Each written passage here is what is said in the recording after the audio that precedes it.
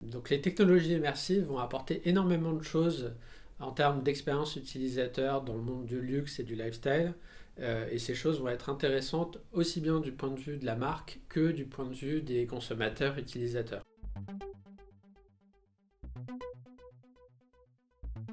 Pas uniquement à représenter un produit, on peut avoir tout un univers qui va autour, avoir du sound design, avoir des animations, avoir des effets visuels. Donc en gros, tout ce que ces marques de luxe ont l'habitude d'exprimer en termes d'univers de marque dans des publicités ou dans des boutiques, tout ça va pouvoir être concentré et condensé dans une expérience que l'utilisateur va vivre directement chez lui. Alors le conseil que je donnerais à une marque qui fait ses premiers pas ou même ses deuxièmes pas d'ailleurs dans les technologies immersives, c'est de jamais perdre de vue en fait l'objectif. C'est-à-dire voilà, chaque expérience qu'on va créer, chaque service qui utilise les technos immersifs qu'on va créer doit répondre à un besoin. Donc il faut essayer de l'identifier la manière la plus précise possible.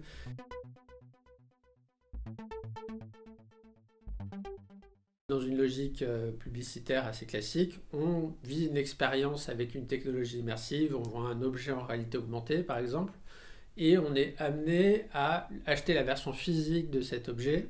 Demain, avec l'immersion de plus en plus profonde dans les expériences virtuelles et potentiellement dans ce qu'on appelle le métaverse, ce qui va se passer, c'est que les consommateurs ne vont pas forcément vouloir acheter une version physique de l'objet, ils vont vouloir peut-être acheter une version digitale de l'objet. Donc ça va pouvoir être quelque chose pour habiller graphiquement l'univers dans lequel ils habitent ou dans lequel ils collaborent avec d'autres personnes. Ça peut être une tenue virtuelle, ça peut être aussi un maquillage virtuel. Par exemple, il y a eu des initiatives côté L'Oréal de maquillage pour les réunions et les visios, Zoom, Teams, etc.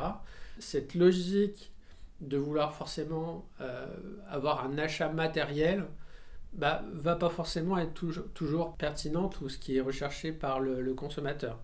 Et également, ce qu'il va falloir avoir en tête, c'est que la version physique de l'objet va pouvoir cohabiter avec la version numérique. De la même manière que dans l'industrie de la musique, il y a eu un mouvement qui s'est opéré vers une dématérialisation de l'objet. Il va y avoir quelque chose d'un peu équivalent qui va se produire sur une partie des produits vendus par les marques de luxe et les marques de lifestyle.